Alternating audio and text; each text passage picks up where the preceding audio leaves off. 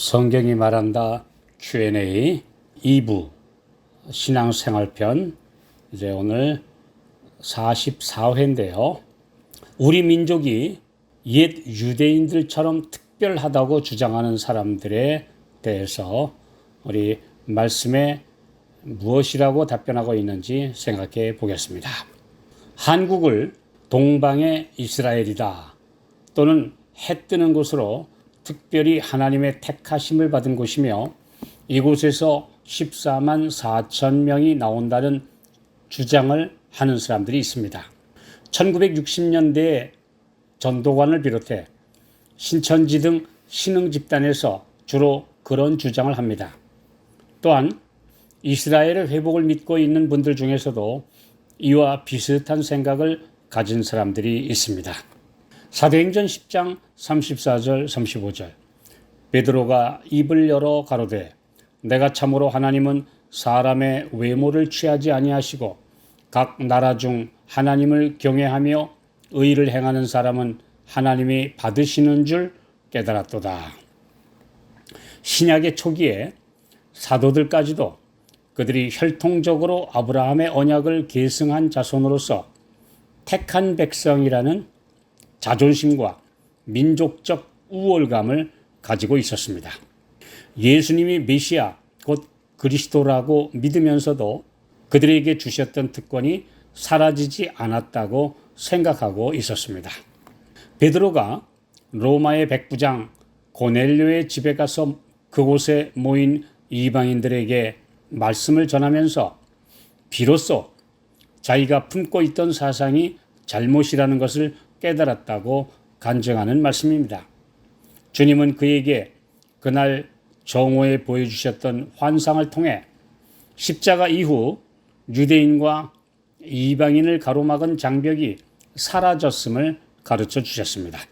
사도행전 10장 11절로 16절 하늘이 열리며 한 그릇이 내려오는 것을 보니 큰 보자기 같고 네 귀를 메어 땅에 드리웠더라.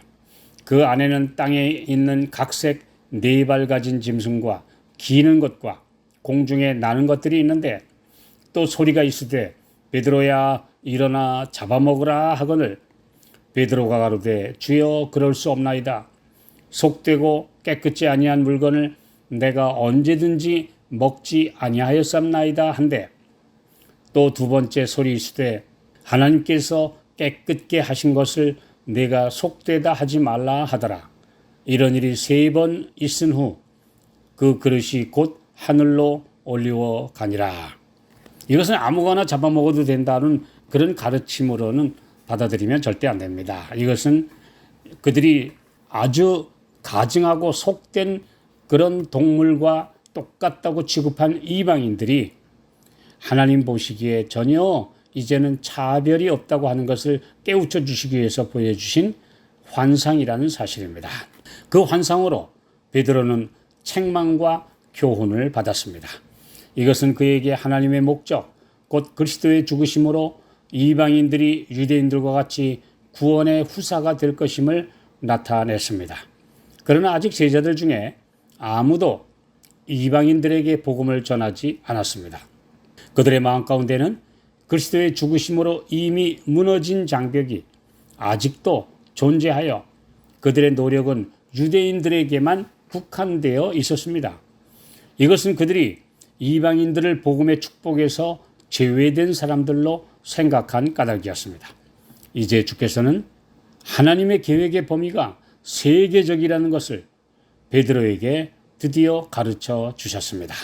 이런 예에서 볼 수 있듯이 사람들의 마음에 자리 잡은 민족의식과 편견을 깨뜨리는 것은 쉽지 않습니다. 유대인들이 오랜 세월 동안 율법의 보관자요 하나님께서 메시아를 주실 약속의 후손들로 살아왔고 독특한 민족성을 지켜왔기 때문에 그들이 그런 생각을 하는 것은 당연한 것이었습니다. 그러나 본래로 돌아가 보면 하나님께서 아브라함을 택하신 목적은 그들을 복의 통로로 삼으셔서 온 세계에 복음을 전하도록 하심이 그 목적이었습니다. 그들만 독점하라고 그런 특권을 주신 것이 결코 아니었습니다. 그럼에도 그들은 하나님의 뜻을 저버리고 이방인을 버림받은 인간들로 취급했습니다. 이방인들과 섞여 타락했던 조상들의 과오를 절대 담지 않기 위해 그들에게 빛을 전할 사명까지 무시하고 마음의 문을 닫아버렸습니다. 오늘날 한국이 마지막 시대에 특별한 사명을 받은 나라요, 또 우리 한민족이 그렇다는 주장은 성경에 근거가 없습니다. 어느 인종이나 민족이 우월하거나 또는 열등하다는 것도 전혀 말씀에 언급되지 않았습니다. 각 개인들을 편애하시지 않는 하나님께서 그렇게 하실 리가 없습니다. 자신들의 교리나 주장을 합리화하기 위해서, 그리고 사람들의 민족 의식을 부추겨서 그들의 마음을 잡기 위해 이런 주장을 하는 것은 사이비 신앙의 행태입니다. 우리 민족만 특별하지 않으며 특별할 아무런 이유도 없습니다. 유대인들도 마찬가지입니다. 단지 일제 강점기와 민족 분단의 쓰라린 전쟁을 겪고 난 후 갈급한 마음에 예수님을 믿는 사람들이 많이 생기고 복을 많이 받은 것은 하나님의 은혜이며, 복음에 반응한 대로 자연히 다른 여러 가지 복, 물질적인 복도 오늘날 뒤따른 결과입니다. 그러나 특권에는 이에 상응한 의무도 따르기 때문에 한국 개신교회가 세계 선교에서 차지하는 비중도 그만큼 커졌습니다.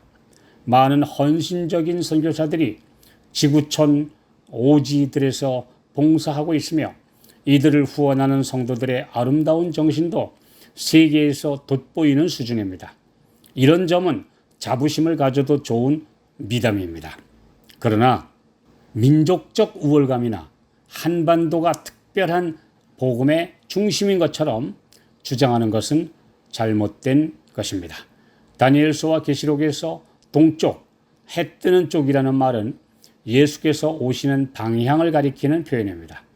이 좁은 지구의 동쪽이 아니라 태양이 떠오를 때의 아침 햇빛 같은 찬란한 광경을 묘사하는 것입니다. 예수께서 천천만만의 천사와 함께 하늘로부터 오시는 그 재림의 장면을 가장 인상 깊게 하기 위한 표현입니다. 계시록 14장 6절, 또 보니 다른 천사가 공중에 날아가는데 땅에 거하는 자들 곧 여러 나라와 족속과 방언과 백성에게 전할 영원한 복음을 가졌더라. 계시록 10장 11절, 저가 내게 말하기를 내가 많은 백성과 나라와 방언과 임금에게 다시 예언하여야 하리라 하더라. 오늘날 지구촌 시대에 민족적 편견과 차별 또는 우월감, 이런 모든 것들은 사라져야 합니다. 주님은 모든 인류를 똑같이 사랑하시며 모든 사람을 구원하시기 위해 헌신한 종들을 통해 복음을 전하고 계십니다. 그러므로 어떤 지역에 편중된 선교단체나 그런 종파는 하나님의 뜻을 이행하는 도구가 아닙니다. 편협한 사상으로 일부 열성적인 추종자를 모으는 그런 종교단체는 성경의 보편적인 원칙에서 이탈한 것입니다. 다음의 말씀을 우리 모두가 마음에 새겨야 합니다. 곧 성경의 마지막 절이자 요한계시록의 마지막 절 22장 21절, 주 예수의 은혜가 모든 자들에게 있을지어다. 아멘.